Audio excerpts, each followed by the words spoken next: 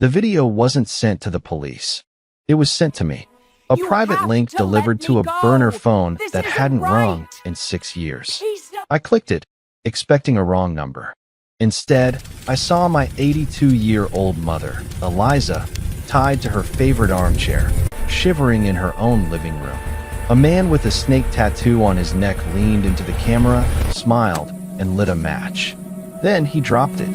Hit like, subscribe for more betrayal stories, and comment your city or country. The silence in my cabin was usually my best friend. For 6 years, I had lived in the middle of nowhere, halfway up a mountain in Montana, trying to forget the things I had done for my country. I was retired. I was a ghost. I was just an old man named Julian who chopped wood and minded his own business. But that silence was shattered by the buzzing of the phone. I stared at the black screen in my hand, my heart hammering against my ribs like a trapped bird. The live stream had ended 10 minutes ago, but I was still sitting there, frozen.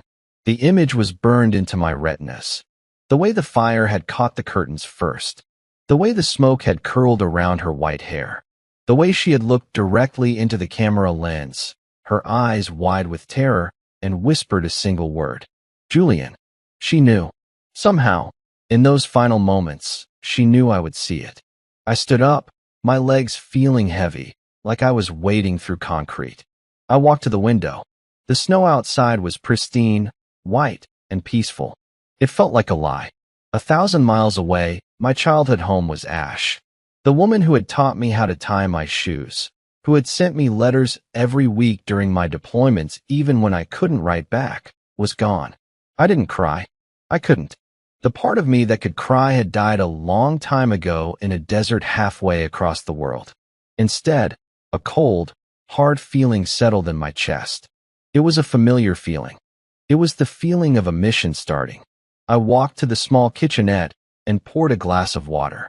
My hands weren't shaking. That scared me more than the grief. If I had been a normal son, I would be on the floor, weeping. I would be calling 911. I would be screaming at God. But I wasn't a normal son. I was a retired asset for the most aggressive covert operations unit in the U.S. military. And the men who did this, the men who laughed while my mother burned, they had made a tactical error. They thought they were just terrorizing an old lady to get her land. They thought she was alone. They didn't know she had a son who knew 60 different ways to dismantle a human body without making a sound. I replayed the video in my mind. I needed to analyze it. I needed to be cold. There were 3 of them. 2 were just muscle, baggy clothes, nervous energy, looking around the room like they were afraid of getting caught. But the leader, he was different. He was calm.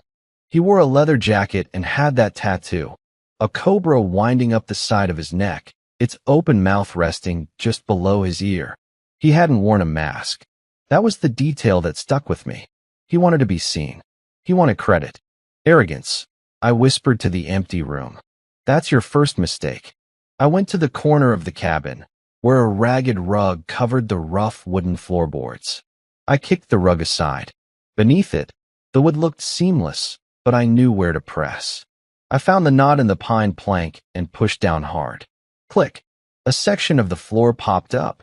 I lifted the heavy panel and stared down into the dark space below. A black, waterproof hard case sat there, covered in a thin layer of dust. I hauled it out and set it on the kitchen table. The latches snapped open with a loud, satisfying sound. Inside, my past was waiting for me. There was my old service pistol, a customized Sig Sauer, cleaned and oiled. A combat knife with a serrated edge. A stack of cash, $50,000 in non-sequential bills. And a passport with a name that wasn't Julian. I picked up the gun. It felt heavy, cold, and right. For 6 years, I had tried to be a pacifist. I had tried to leave the violence behind. I had told myself that the world didn't need men like me anymore. But the world had just burned my mother alive. I packed a small bag. I didn't need clothes. I needed tools. I took the cash, the weapon, and a small, encrypted laptop. I put on my heavy coat and walked to the door.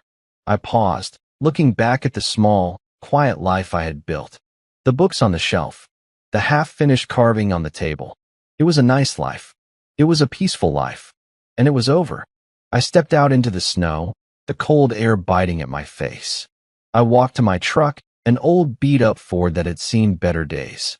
The engine groaned as I turned the key, but it caught, roaring to life.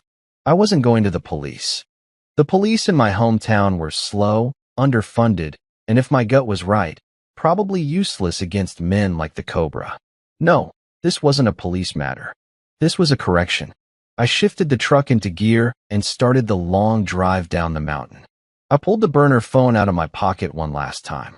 I looked at the frozen thumbnail of the video, the face of the man with the snake tattoo. "I'm coming," I said, my voice low and steady. I drove into the night, leaving the peace behind, heading straight back into the fire. The drive took 18 hours. I didn't stop for food. I didn't stop to sleep. I only stopped once for gas and black coffee that tasted like burnt rubber.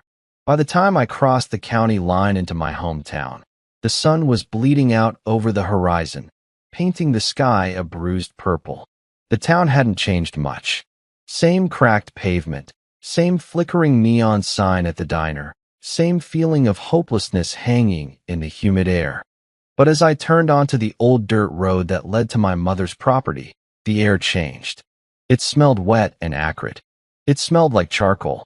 I rounded the final bend and slammed on the brakes. My hands gripped the steering wheel so hard the leather creaked. The house was gone.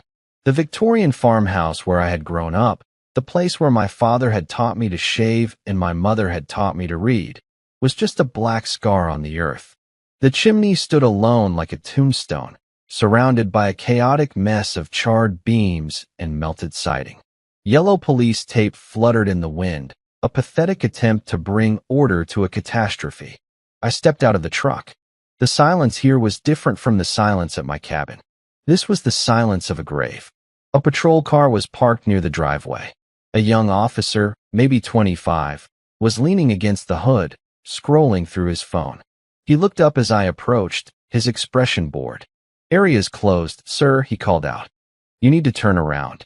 I didn't stop. I walked right up to the tape. "I'm her son." The officer straightened up, shoving his phone into his pocket.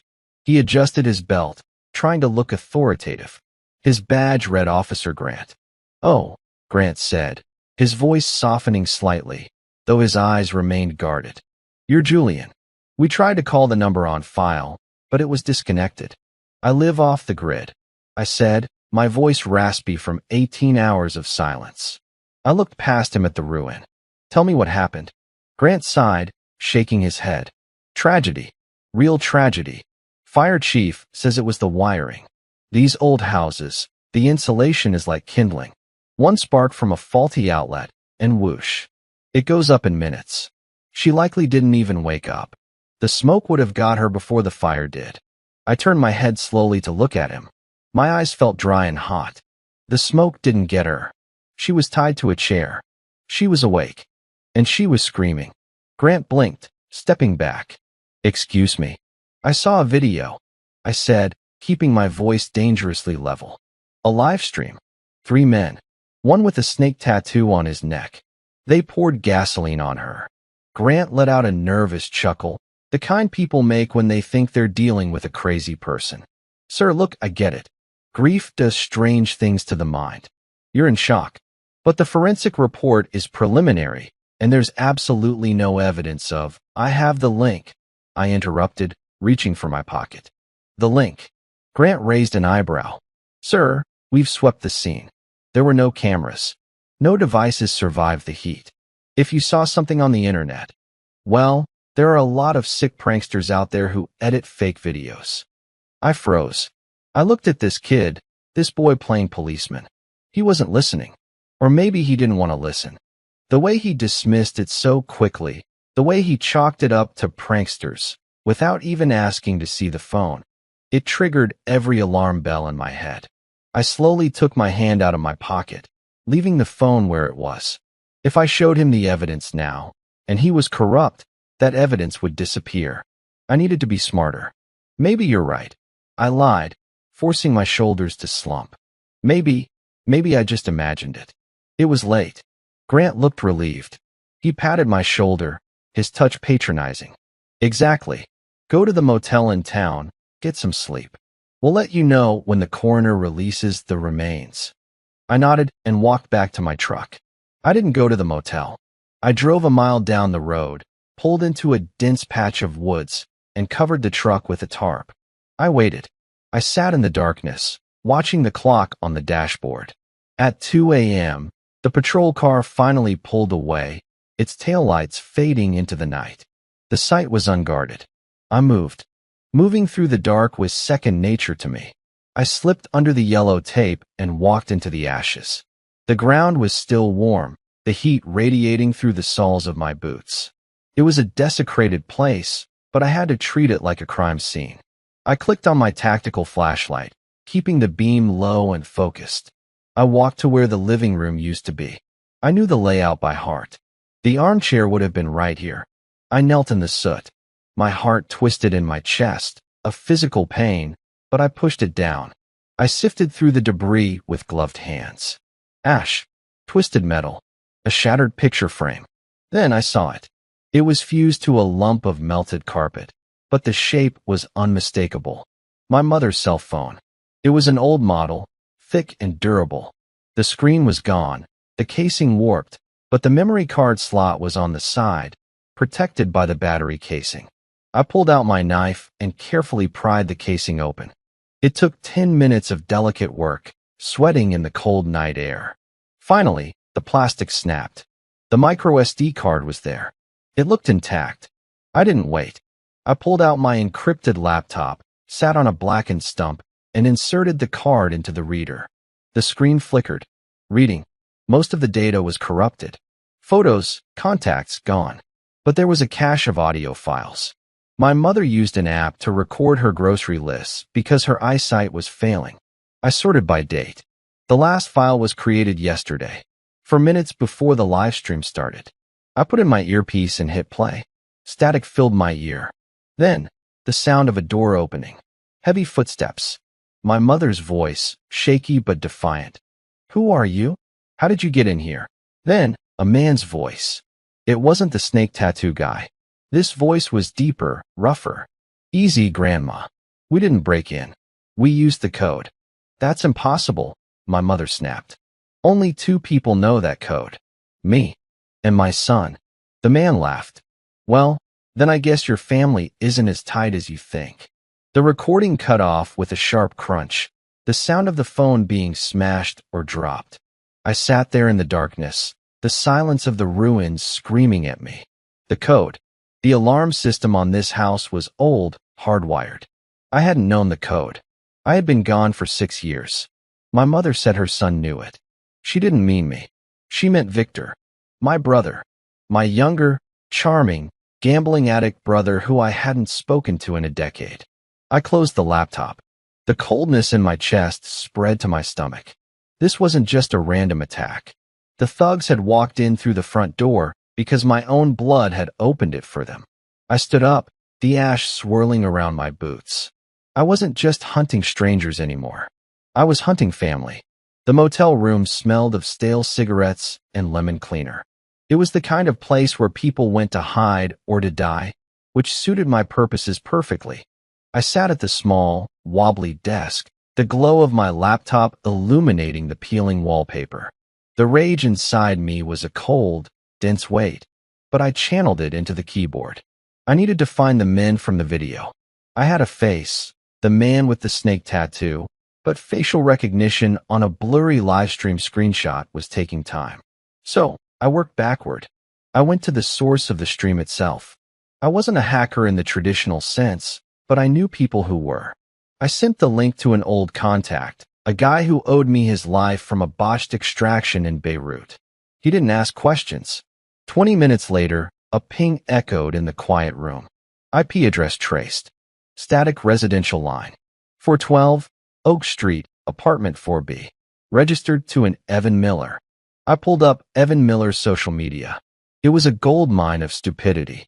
Selfies with stacks of cash, photos of him holding pistols sideways, and endless posts bragging about big moves. He was young, maybe 22, with a thin face and nervous eyes.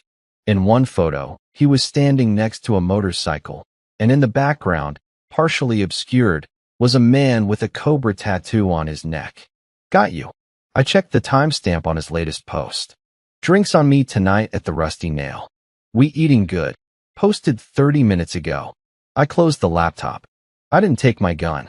A gun was final. I needed information, and dead men don't talk. I slipped a small, weighted sap into my jacket pocket, a leather pouch filled with lead shot. Old school. Quiet. The Rusty Nail was a dive bar on the edge of town, the kind of place where the floor was sticky and the air was thick with aggression.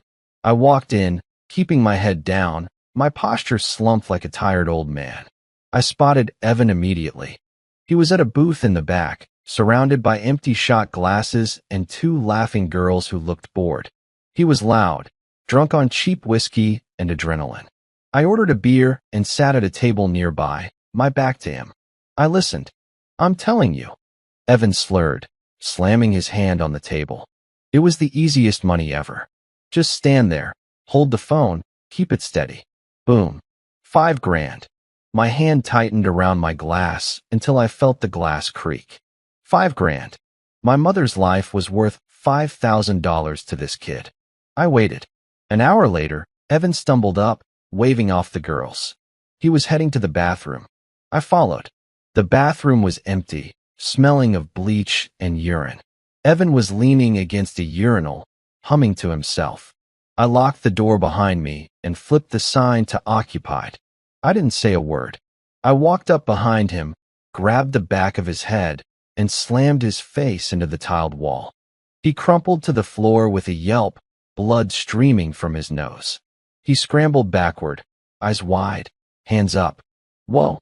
Hey, take the wallet, man. Take it. I stood over him, blocking the exit. I pulled out my phone and held up the screenshot of the burning living room. This video, I said, my voice barely a whisper.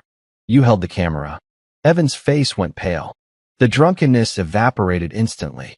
I don't know what you're talking about. That's fake. That's AI, man. I stepped on his hand, applying pressure until I felt the small bones in his fingers grinding together. He screamed, but I clamped my hand over his mouth, pushing his head back against the dirty floor. I'm going to ask you one question, I said, leaning close to his ear. The man with the snake tattoo. Where do I find him?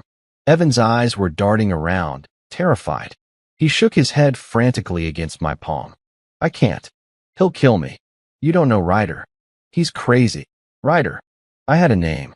Ryder will kill you if you talk, I said calmly. But I'm here right now. And I promise you, son, I can make you wish you were dead long before your heart stops beating. I pressed harder on his fingers. He whimpered, tears mixing with the blood on his face. He broke. The warehouse, he garbled through my hand. The old textile mill by the river. He runs his stash out of there. Please. I released him. He curled into a ball, sobbing, cradling his hand. I looked down at him with zero pity. He had filmed my mother burning and then gone out to celebrate. Get out of this town, I told him. If I see you again, I won't be asking questions. I unlocked the door and walked out, leaving him shivering on the floor. I had the name. I had the location. Ryder. The textile mill.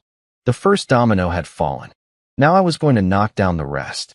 The textile mill loomed against the night sky, a skeletal giant of rusted steel and broken brick. It sat on the edge of the river, bleeding chemicals into the water for 30 years before the EPA shut it down. Now, it was a fortress. I lay in the mud on a ridge overlooking the loading docks, the cold seeping through my jacket. I didn't feel it. I was calibrated to a different frequency now. My heartbeat was slow, my breathing shallow. Through the lens of my spotting scope, I dissected their operation. This wasn't a street gang. Gangs are messy. They have erratic patrols and sloppy perimeters. This was structured. The men guarding the fence line moved in overlapping sectors. They carried AR-15s, not handguns. They wore tactical vests. Mercenaries, I whispered. I shifted the scope. In the center of the yard, under the harsh glare of halogen floodlights, a black SUV pulled up. The driver's door opened, and a man stepped out. Officer Grant, the young cop who had dismissed my mother's murder as an electrical fire. He didn't look nervous. He looked like an employee arriving for a shift.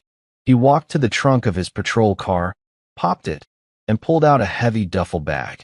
A man walked out of the warehouse to meet him. Even from 300 yards away, the snake tattoo on his neck was a black smudge against his pale skin. Ryder. They shook hands. Grant handed over the bag.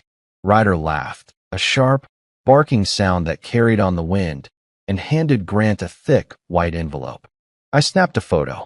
Click. Evidence of corruption. But I needed more. I needed to know what was in that warehouse that required a police escort. I waited for Grant to leave. Once his taillights disappeared, I moved. I didn't go for the fence. They would have sensors. I went for the drainage pipe that ran under the perimeter, a trick I'd learned in Serbia. It was tight, smelling of rot and oil, but it popped me out right behind a stack of shipping containers inside the yard. I moved like smoke, shadow to shadow, timing my runs with the sweep of the floodlights. I reached the side of the main building and found a rusted ventilation grate. A few minutes with my multi-tool, and I was inside. I dropped onto a metal catwalk high above the warehouse floor. The heat hit me first. Industrial heaters were blasting. Then the noise. Grinders, drills, the shout of men working. I peered over the railing. The floor was a hive of activity. But they weren't packing drugs. They were packing dirt. Dozens of men were processing soil samples, sealing them in silver canisters, and packing them into crates marked Geological Survey. Do not open. I zoomed in with my camera. Why would a criminal syndicate care about dirt? Then I saw the map. It was pinned to a corkboard in a makeshift office area in the center of the floor. It was massive, covering the entire county. Most of it was grayed out, but a large section by the river was highlighted in bright blue. Project Sapphire. And right in the middle of the blue zone, a single red X marked a small plot of land. My mother's farm. Ryder was standing by the map, talking to a man in a charcoal suit. This new guy didn't look like a thug. He looked like money.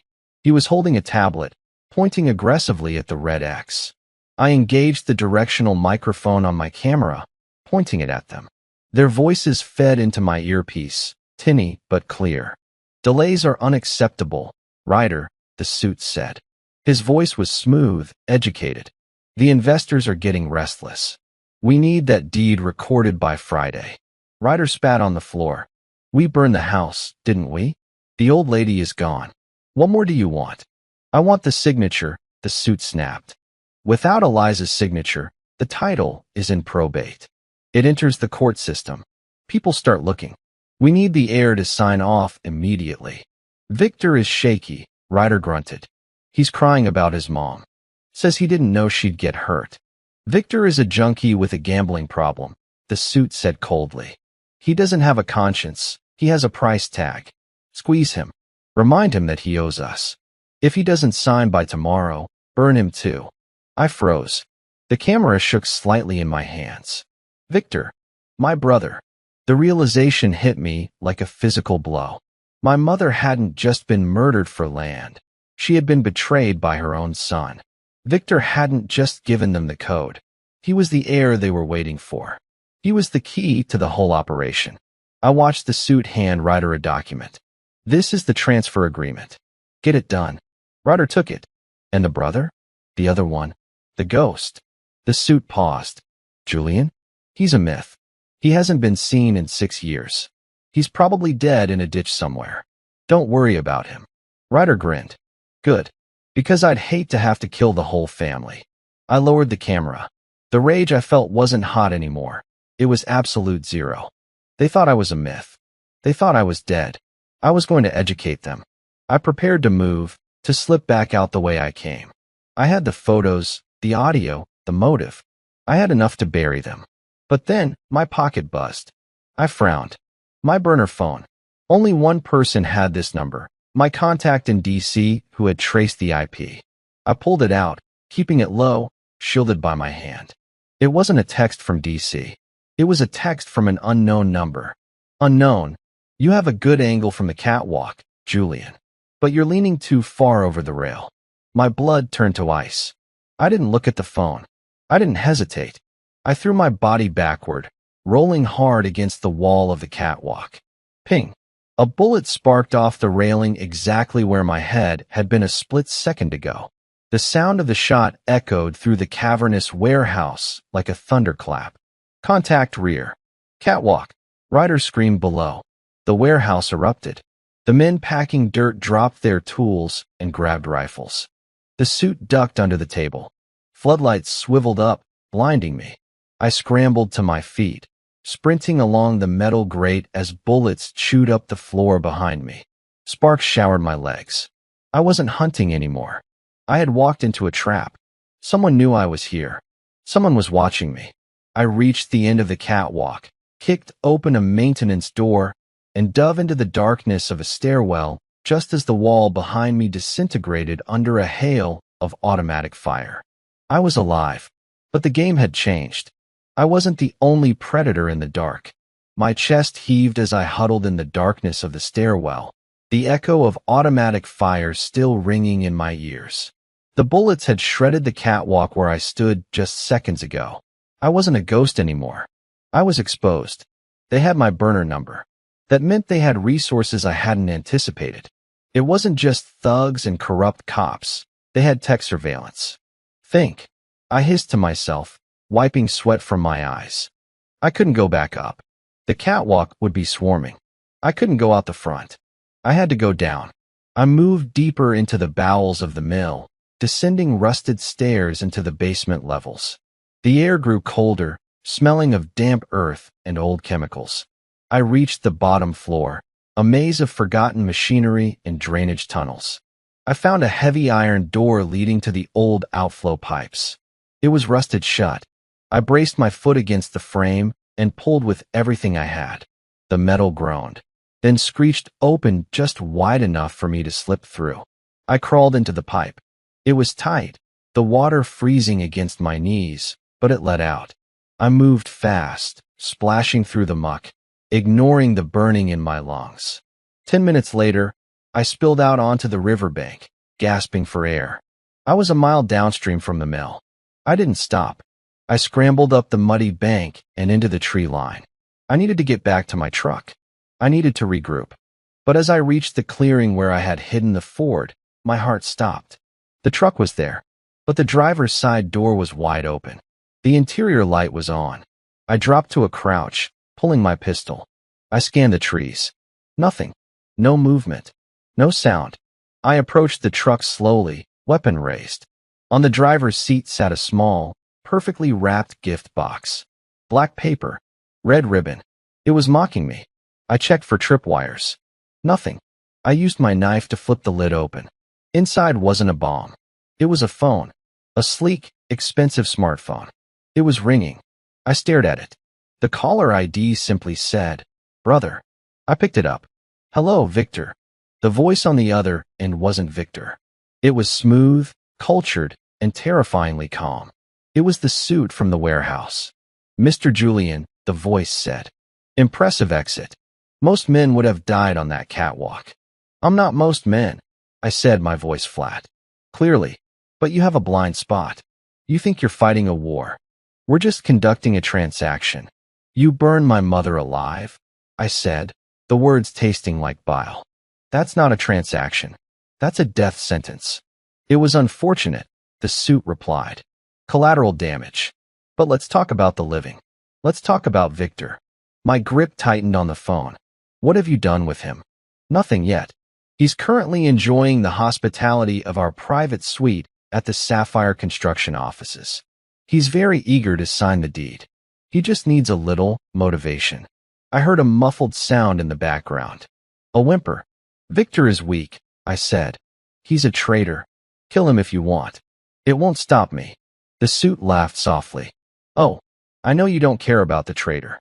But family is family, Julian. And if he doesn't sign, we don't just kill him. We frame him. We have his DNA at the fire scene. We have the transfer records. If he dies as the man who murdered his own mother for insurance money. His legacy, and yours, will be destroyed." He paused. Come to the Moonlight Motel, room 9. Tonight. Alone. We'll trade. You give us the memory card you pulled from the ashes, and we let Victor walk away after he signs. Refuse, and the police find his body in the morning with a confession note in his pocket. The line went dead. I crushed the phone in my hand and threw it into the woods. They wanted a trade. They thought I was desperate to save my brother's reputation. They were wrong. I didn't care about his reputation. I cared about getting him in a room where I could look him in the eye before I took them all down. Room 9. Moonlight Motel. It was a trap. Obviously. They would have a hit squad waiting. They expected me to walk in the front door like a hero. I wasn't a hero. I went to the back of my truck and unlocked the toolbox. I pulled out the heavy canvas bag I hadn't opened since Baghdad. Inside were 4 blocks of C4 explosive and a remote detonator. You want a meeting? I whispered. I'll bring the fireworks. I drove to the motel, parking a mile away. I approached on foot, moving through the shadows of the adjacent cornfield.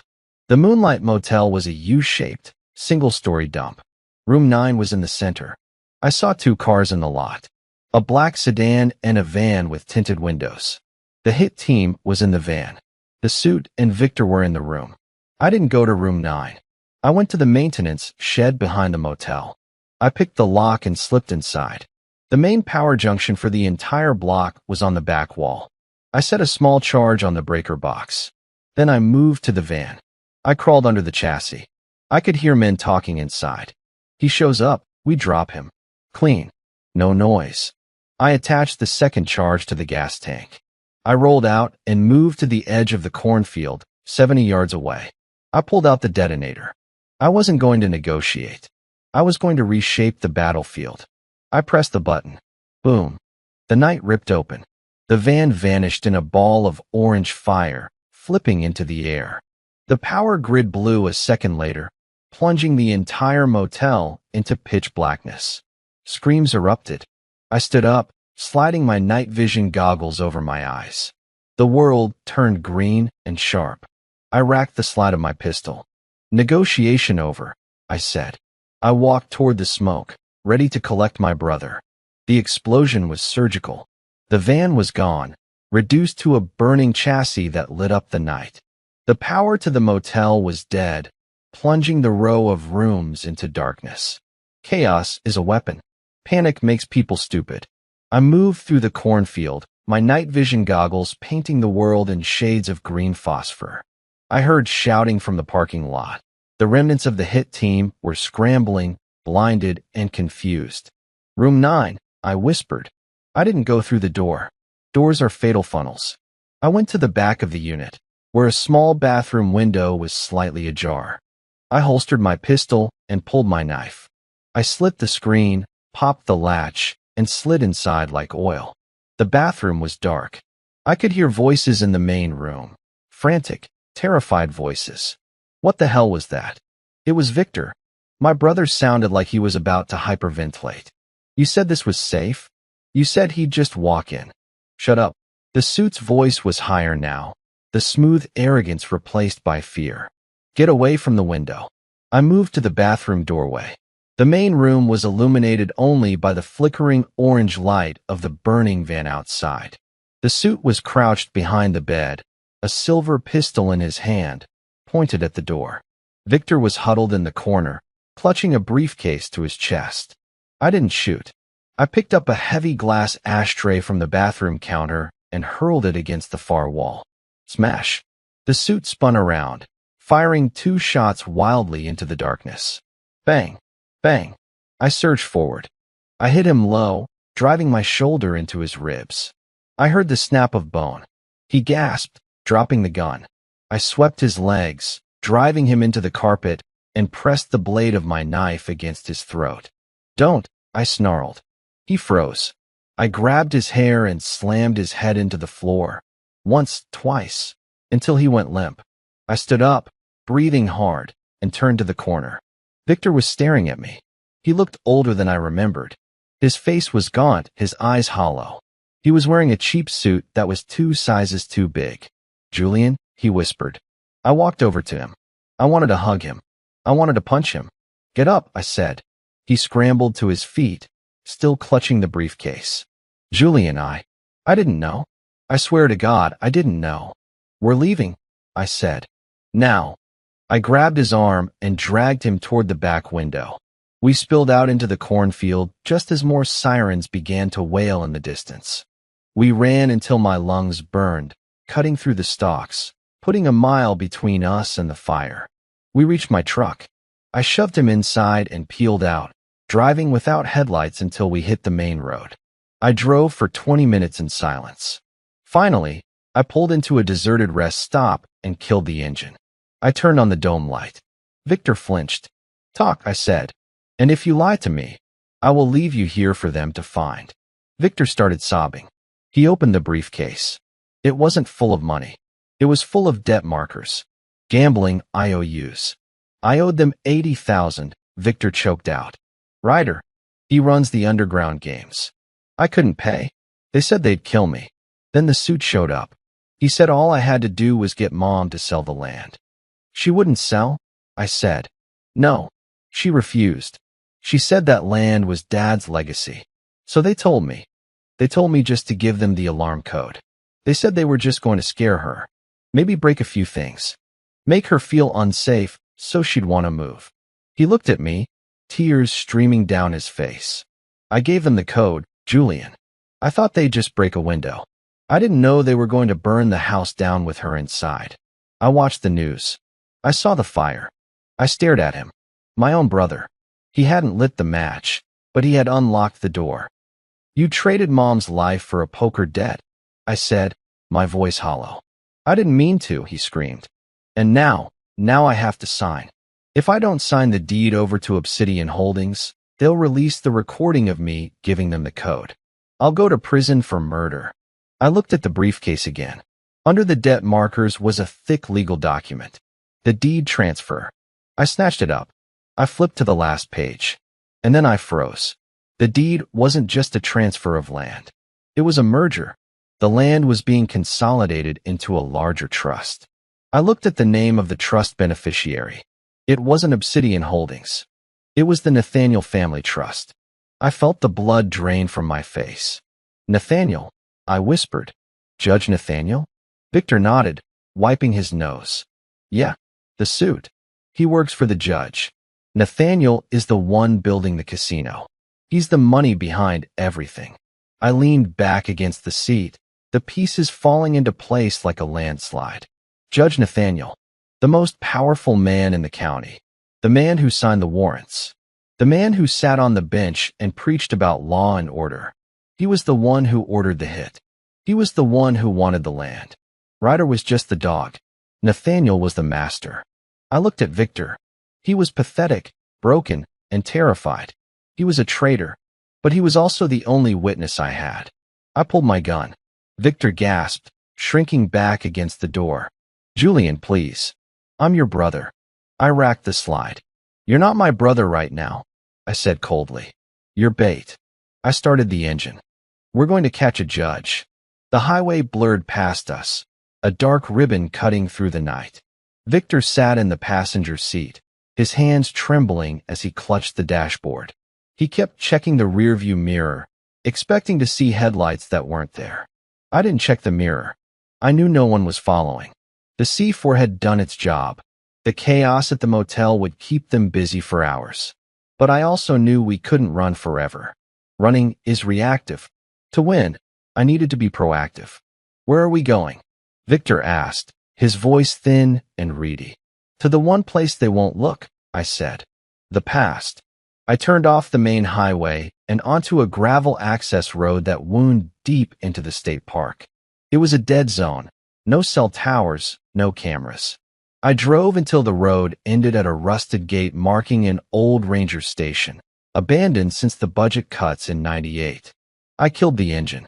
The silence of the forest rushed in, heavy and absolute. We can't stay here, Victor whined. It's freezing. Get out, I said. We walked into the small, dusty cabin. I lit a kerosene lamp I found under the sink. The amber light threw long, dancing shadows against the walls. I pulled the laptop from my bag and set it on the rotted wooden table. I turned to Victor. The deed, I said. Give it to me. He handed it over. I spread the document out next to the lamp. I took a photo of the signature page, the one that linked the transfer to the Nathaniel Family Trust. You're going to testify, I told him. You're going to tell a federal prosecutor everything. How they approached you. The gambling debts. The code. The fire. Victor shook his head violently. I can't. Nathaniel owns the police. He owns the judges. If I talk, I'm dead before I even get to the witness stand. Not if we go higher, I said. We don't go to the local cops. We go to the press. And we go to the feds. I opened a secure browser on my laptop. I typed in a name I hadn't thought about in years.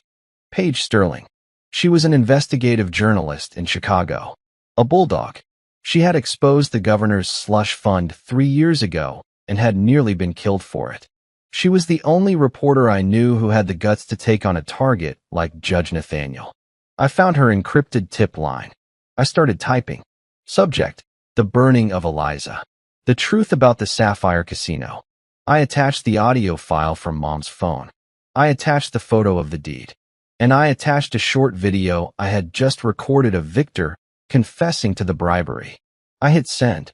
2 minutes later, a chat window popped up. Paige, who is this? Me, a ghost. I have more. But I need a guarantee. You run the story, you protect the witness.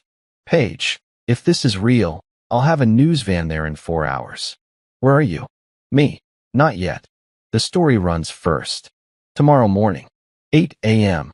When the news breaks, Nathaniel will panic. That's when we move. I closed the laptop. The bait was set. Victor was staring at me, his eyes wide. You just declared war on the most powerful man in the state. No, I said, cleaning my pistol. I just lit a signal fire. I looked at my brother. He was a mess, a coward who had sold our mother for a seat at a poker table. But he was blood, and right now, he was the only weapon I had left. Get some sleep, I said. Tomorrow, we go hunting. But sleep didn't come. At 4 a.m., my burner phone buzzed. It wasn't Paige. It was a text from an unknown number. Unknown. You think the press can save you? Paige Sterling is a brave woman. It would be a shame if she had a car accident on her way to work. I stared at the screen. They had intercepted the message. I had underestimated Nathaniel's reach. He wasn't just a local corrupt judge. He had eyes inside the digital network. He had flagged Paige's communications. I stood up, kicking the chair back. We're compromised, I said. Victor jumped up. What? How? They're tracking us digitally. They intercepted the tip.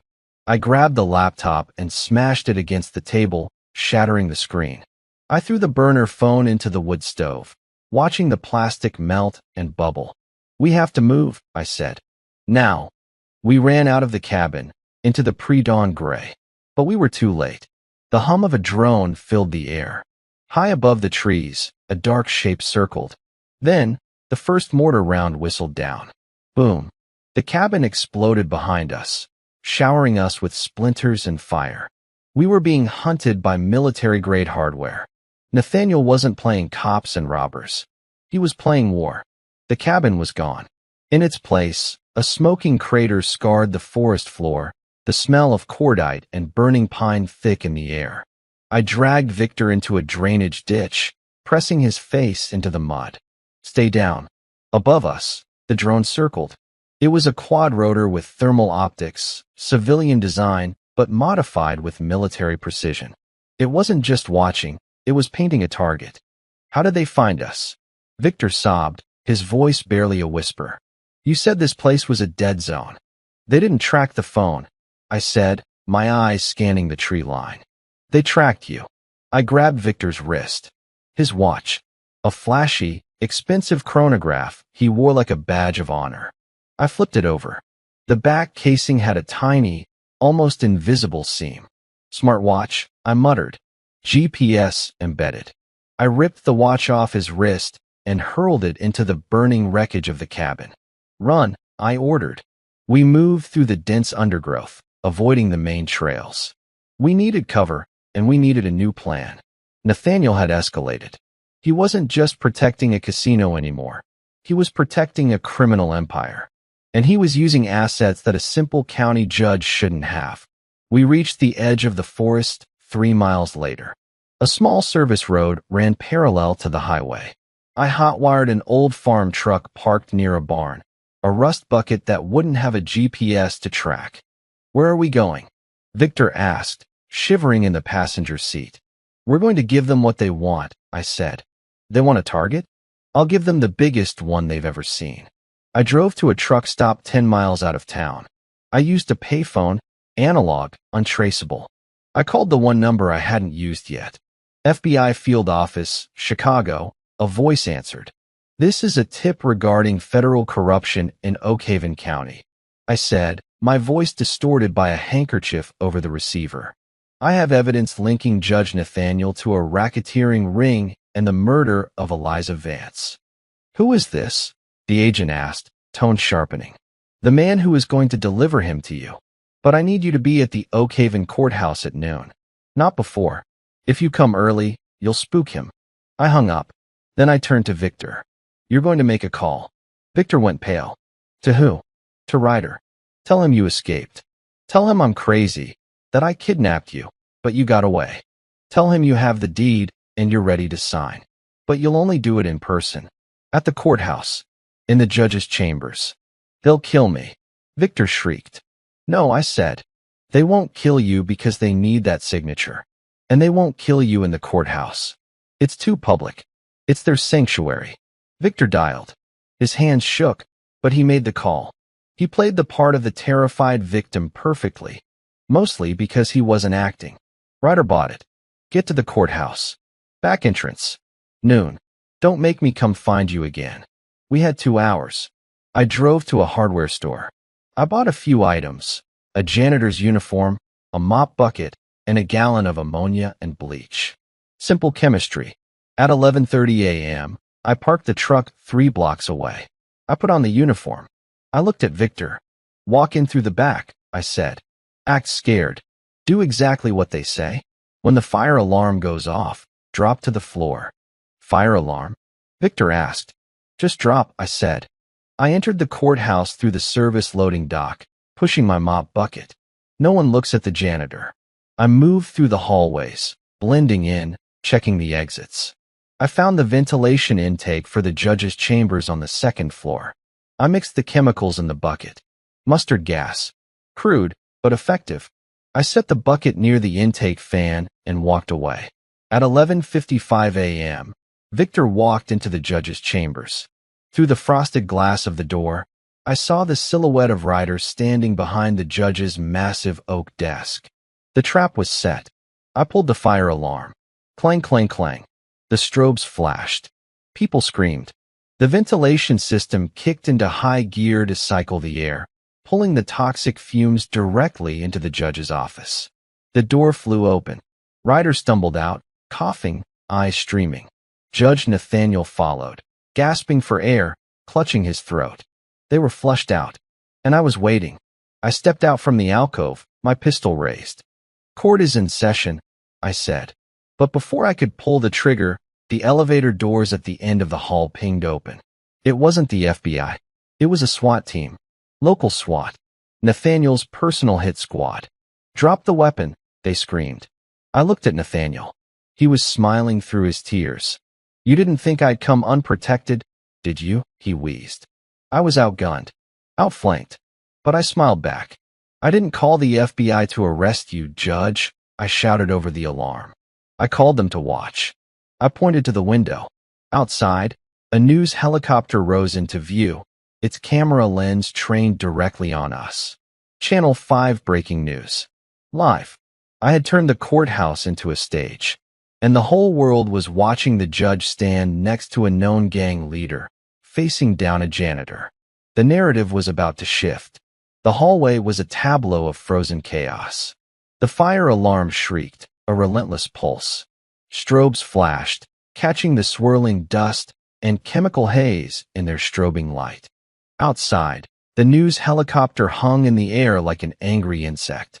Judge Nathaniel stared at the helicopter, his face a mask of disbelief and rage.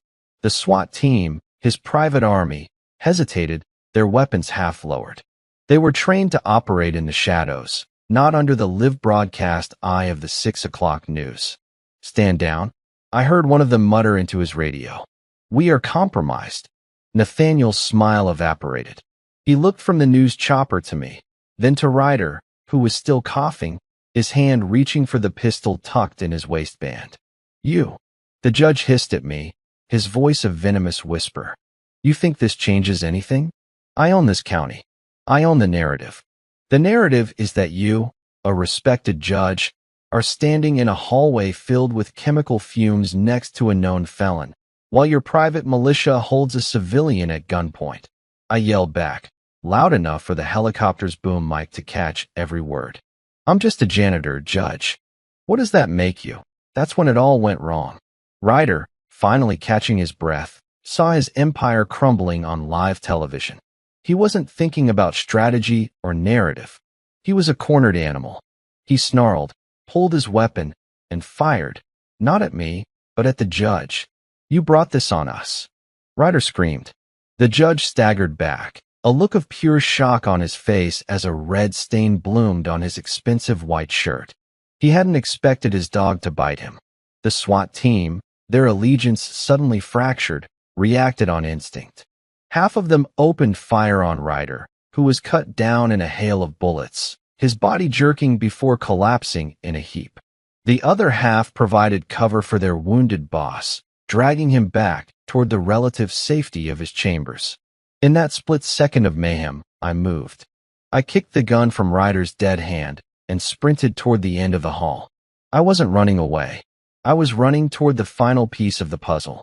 As I ran, I saw Victor on the floor, curled up in a ball exactly as I had told him. But he wasn't alone. Another figure was crouched beside him, a woman in a smart business suit. Clara, the judge's personal assistant, his lawyer. She wasn't cowering. She was trying to drag a heavy leather briefcase out from under a fallen security guard. I skidded to a halt beside them. "What are you doing?" Clara looked up, her eyes wide with a desperate fire. "He keeps everything in here. The real ledgers, the offshore accounts, the kill orders. It's the only copy."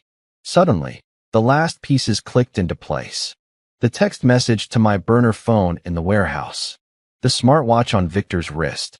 The intercepted email to the journalist. It wasn't just Nathaniel's tech network. It was her.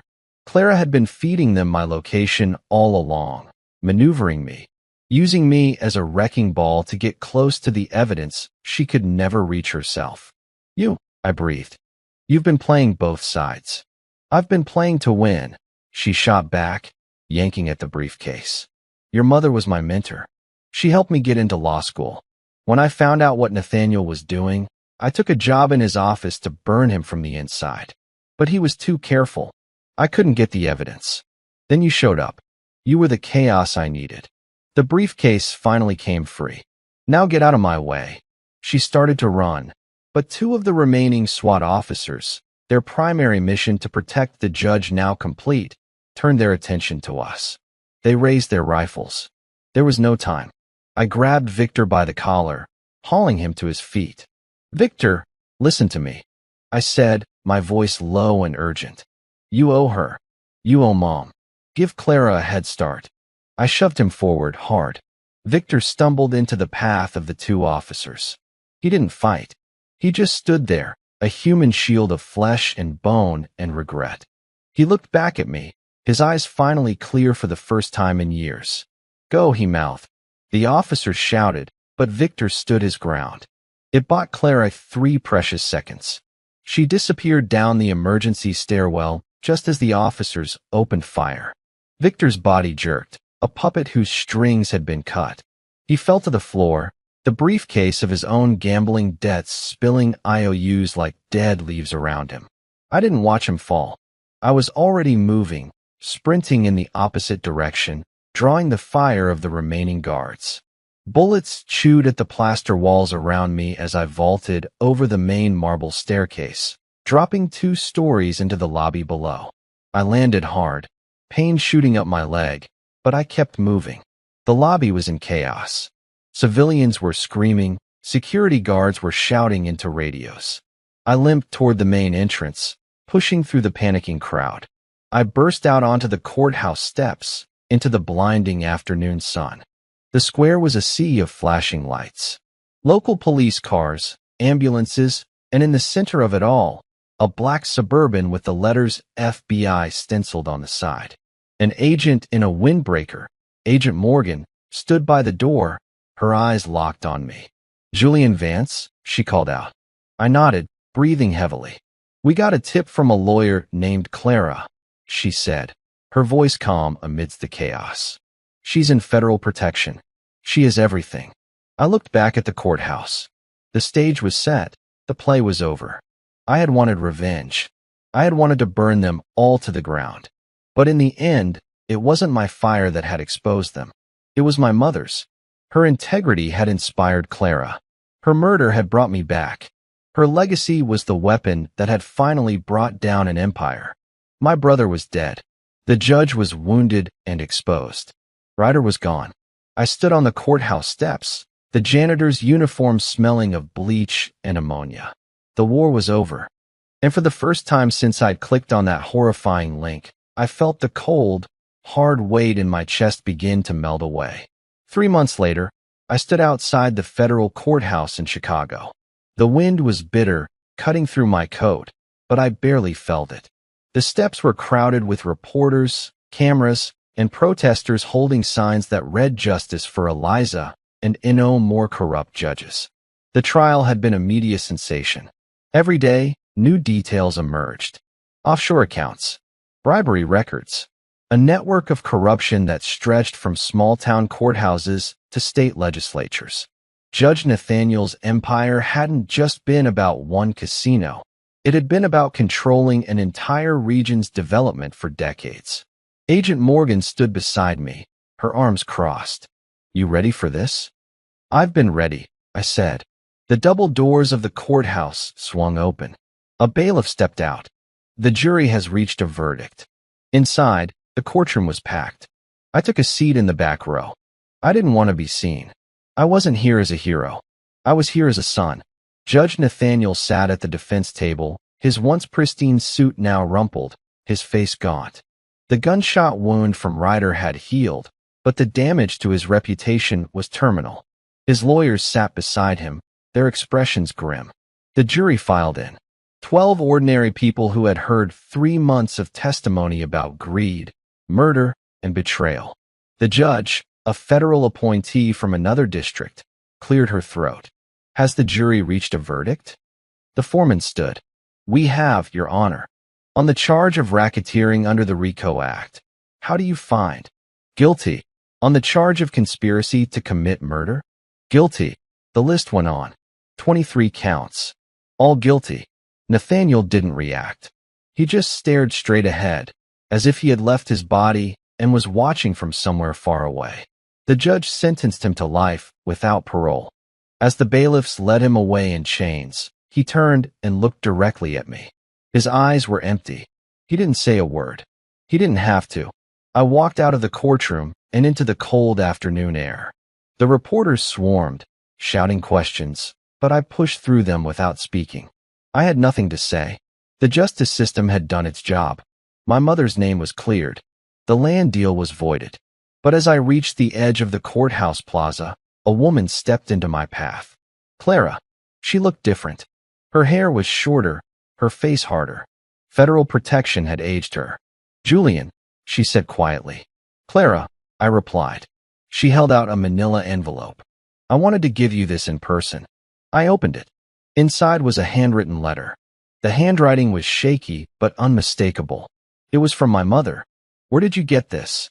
I asked, my voice barely a whisper. "She gave it to me 3 weeks before she died," Clara said. "She knew something was wrong. She knew they were coming for her. She asked me to keep it safe and give it to you if anything happened." My hands trembled as I unfolded the letter. "My dearest Julian, if you're reading this, it means I didn't make it. I'm sorry. I know you tried to leave the violence behind, and I'm sorry I'm pulling you back into it. But I need you to know something. I didn't refuse to sell the land because I was stubborn. I refused because underneath that soil is something they don't want anyone to find. Years ago, your father and I discovered something while clearing the old drainage ditch. We found barrels, dozens of them, buried deep. Industrial waste from the textile mill. Toxic chemicals. Nathaniel's casino project wasn't just about profit. It was about covering up an environmental disaster. If the EPA found those barrels, the lawsuits would bankrupt him and every investor involved. I went to the authorities. I went to the press. But no one would listen. Nathaniel had already bought them all. So I held the line. I refused to sell. Because if that land changes hands, those barrels get buried forever, and the river keeps getting poisoned. I'm not asking you to avenge me, Julian. I'm asking you to finish what I started. Expose the truth. Protect the land. Protect the people. I love you, son. Be the man I know you are. Mom, I lowered the letter. The world around me seemed to blur. It wasn't just about a casino. It was never just about a casino. My mother had been fighting a war to protect an entire community from environmental devastation, and they had killed her to keep it quiet. I looked at Clara. Does the FBI know about this? She nodded. The EPA is on site right now. They found the barrels. It's worse than Eliza thought. The contamination has spread into the water table. Thousands of people have been drinking poisoned water for years. I felt my knees buckle. I sat down on the cold stone steps. Nathaniel wasn't just corrupt, I said. He was a mass murderer. Clara sat beside me. The EPA is filing federal charges. He'll die in prison. But that's not the twist, Julian. I looked at her. What do you mean? She pulled out another document. A bank statement. While we were investigating Nathaniel's finances, we found something strange. Regular payments to an offshore account. Payments that started 30 years ago. So, the account is in your father's name. I froze. Your father knew about the barrels. He helped bury them. He was the mill's foreman. When Nathaniel approached him about the land, your father took a payoff to keep quiet. But your mother found out. That's why they divorced. That's why she fought so hard to keep the land. I stared at the document. My father, the man who taught me right from wrong. He had been a part of this from the beginning. He's still alive, Clara said. Living in Florida under an assumed name. The FBI is bringing him in for questioning. I stood up slowly. The betrayal wasn't just external. It was in my own blood. My brother had sold the security code. My father had sold the truth. My family had destroyed itself from the inside. But my mother had stood alone. And she had won. I folded the letter and put it in my pocket. Thank you, Clara, I said. For everything. She nodded. What will you do now? I looked back at the courthouse. The marble pillars. The scales of justice carved into the stone. I'm going to finish what she started, I said. I'm going to make sure every barrel is dug up. Every victim is compensated. And I'm going to make sure my mother's name is on the memorial when they clean that river. Clara smiled sadly. She'd be proud of you. I walked away from the courthouse, into the fading winter light. The war was over, but the work had just begun. Months later, the snow had melted, revealing the scarred black earth where my childhood home once stood. I returned to the site, not with a gun, but with a shovel. The EPA trucks were gone. The federal investigators had packed up their tents. The town was quiet again, but it was a different kind of quiet. The fear was gone. The corruption had been cauterized. I walked through the rows of freshly turned soil. The barrels were gone, hundreds of them, unearthed and hauled away to safe disposal sites. The river was being filtered. The people of Oakhaven were finally safe. I stopped at the spot where the front porch used to be. I knelt down and dug a small hole in the soft, healing earth. I placed a simple stone marker there. It didn't have a date or a title, just 2 words. Eliza's stand. I stood up and looked out over the valley. The sun was setting, painting the sky in hues of orange and purple, just like it had when I was a boy. I wasn't Julian the ghost anymore. I wasn't the Black Ops soldier. I was just a man who had come home. My father was in prison, awaiting trial. He had wept when the FBI arrested him, claiming he did it for us, for the money. I didn't visit him. His choices were his own. My brother was buried in a lonely plot on the edge of the cemetery.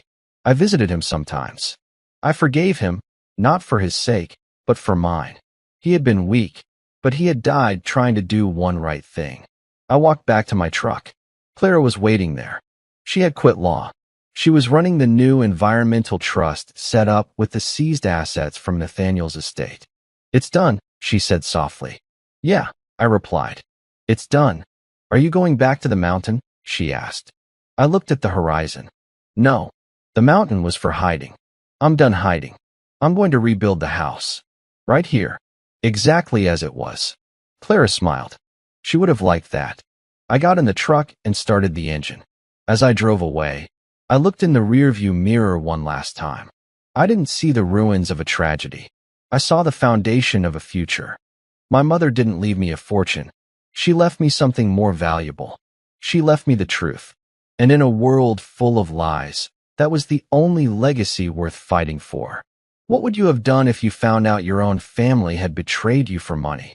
Would you have forgiven them, or walked away forever? Let me know in the comments below. I read every single one. And speaking of you, where in the world are you watching from today? Drop your city or country in the comments. It's amazing to see how far these stories travel. If this story kept you on the edge of your seat, please take a second to hit that like button. It helps more than you know. And if you haven't already, subscribe to join our community. We're building something special here. Also, I want to write stories that you want to hear. What kind of thrillers or revenge stories do you love the most? Betrayal? Military justice? Underdog victories? Tell me in the comments, and I'll craft the next epic adventure just for you. Until then, take care of yourselves and each other.